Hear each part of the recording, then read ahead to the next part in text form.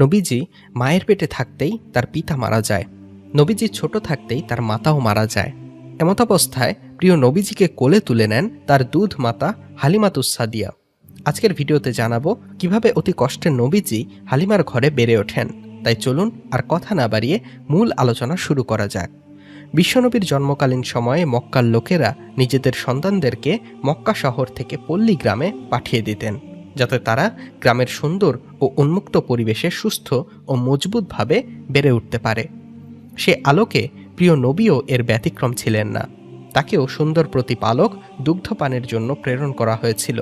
প্রিয় নবী সাল্লাল্লাহু আলাইহি ওয়াসাল্লামের জন্মের কিছুদিন পরে মক্কা পল্লীর হাওয়াজেন গোত্রের বনি সাদ বিন বকর শাখার কতিপয় দুগ্ধদানকারী নারী নবজাতক নেয়ার জন্য পবিত্র নগরী মক্কায় আসেন।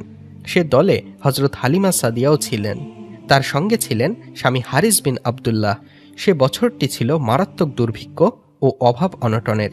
অভাবের তাড়নায় নিঃস্ব যেসব নারীর দুগ্ধপোষ্য শিশু ছিল, তারা দুগ্ধপোষ্য শিশু গ্রহণে ব্যাকুল ছিল। হজরত হালিমা সাদিয়ার দুগ্ধপোষ্য শিশুর নাম ছিল আবদুল্লাহ। হজরত হালিমা সাদিয়া স্বামী ও শিশু সন্তান আবদুল্লাহ সহ একটি বয়স্ক সওয়ারির পিঠে চড়ে দুগ্ধপোষ্য সন্তান লাভের আশায় পবিত্র নগরী মক্কায় এসে পৌঁছলেন। কিন্তু অন্যদের তুলনায় তাদের আসতে দেরি হয়ে যায়। পথিমধ্যে ক্ষুধার যন্ত্রণায় শিশু আবদুল্লাহ সারা রাত কান্নাকাটি করে। ফলে তারা বিনিদ্র রজনী অতিবাহিত করে।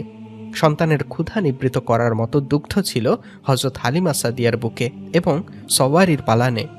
এদিকে দীর্ঘ পথ পাড়ি দিয়ে ক্লান্ত ও অবসন্ন গোটা কাফেলা পবিত্র নগরী মক্কায় এসে উপস্থিত হয়।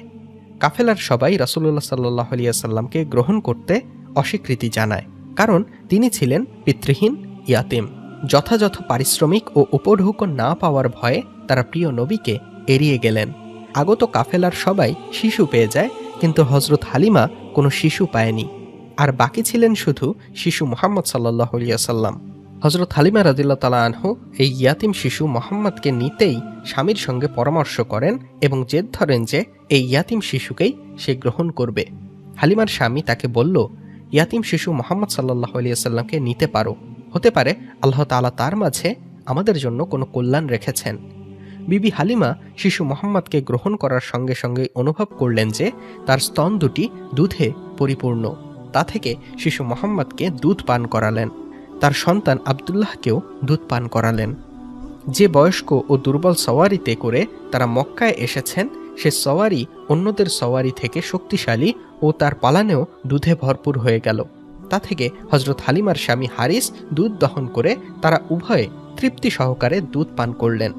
হজরত হালিমার স্বামী তখন স্ত্রীকে বললেন, হে হালিমা, জেনে রেখো, তুমি এক মহান কল্যাণময় শিশু পেয়েছ। হজরত হালিমা বললেন, আমারও তাই মনে হয়। শুরু হলো শিশু মুহাম্মদকে নিয়ে হালিমার পথ চলা। মক্কায় আসার পথে যে বাহনে আসতে বিবি হালিমার কষ্ট হয়েছিল এবং তারা কাফেলা থেকে পিছিয়ে পড়েছিল, সে সওয়ারি শিশু মুহাম্মদকে নিয়ে গোটা কাফেলাকে পিছনে ফেলে এগিয়ে চলল। কাফেলার সহযাত্রী নারীরা বলতে লাগলো, হে আবু জুয়াইবের কন্যা, একটু দাঁড়াও এবং আমাদের জন্য অপেক্ষা করো। এটা কি সেই সওয়ারি নয় যেটা চড়ে তুমি আমাদের সঙ্গে এসেছিলে? হজরত হালিমা সাদিয়া বললেন, হ্যাঁ। তারা বলল, আল্লাহর কসম, এই সওয়ারি আগের অবস্থার পুরোপুরি উল্টো। হজরত হালিমা শিশু মুহাম্মদকে নিয়ে নিজ গৃহে এসে উপস্থিত হলেন। আল্লাহর একান্ত মেহেরবানি যে সবাই যখন অভাব অনটনে নিমজ্জিত, তখন হালিমার গৃহে বইছে সচ্ছলতার সুবাতাস। যেখানে গোত্রের কারো ভেড়া ও ছাগলের পাল পেট পুরে খেতে পারে না এবং দুধ দেয় না, সেখানে হজরত হালিমার ভেড়া ও ছাগলের পাল পেট ভরে খায় এবং পালান ভর্তি দুধ দেয়। আর তাতে দ্রুত হজরত হালিমার অবস্থার পরিবর্তন হতে থাকে।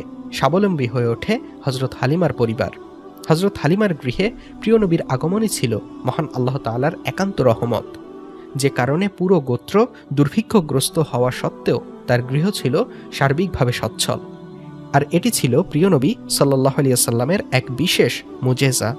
আল্লাহ তাআলার একান্ত রহমত ও বরকত দ্বারা হালিমার ঘরকে সাহায্য করেন। ক্ষুধা ও ভয় থেকে প্রিয় নবী সহ হালিমার পুরো পরিবারকে হেফাজত করেন। আর এভাবেই নিরাপদে বিবি হালিমার ঘরে বেড়ে ওঠেন বিশ্বনবী সাল্লাল্লাহু আলাইহি ওয়াসাল্লাম। মোদ্দা কথা, প্রিয় নবীজি হজরত হালিমার ঘরে আসার পর তার সকল প্রকার অভাব অনটন দূর হতে লাগলো। সচ্ছলতায় পরিপূর্ণ হতে লাগলো হালিমার সংসার। সবই প্রিয় নবীজির বরকত। আল্লাহ তাআলা আমাদেরকে প্রিয় নবীজির দেখানো পথে চলার তৌফিক দান করুন, আমিন। প্রিয় দিনী ভাই ও বোনেরা, প্রিয় নবীজির পিতা যখন মারা যান তখন নবীজির বয়স কত ছিল জানিয়ে দিন আমাদের কমেন্ট বক্সে। ভিডিওটি ভালো লাগলে একটি লাইক দিন ও যত পারেন শেয়ার করুন। আল্লাহ হাফেজ।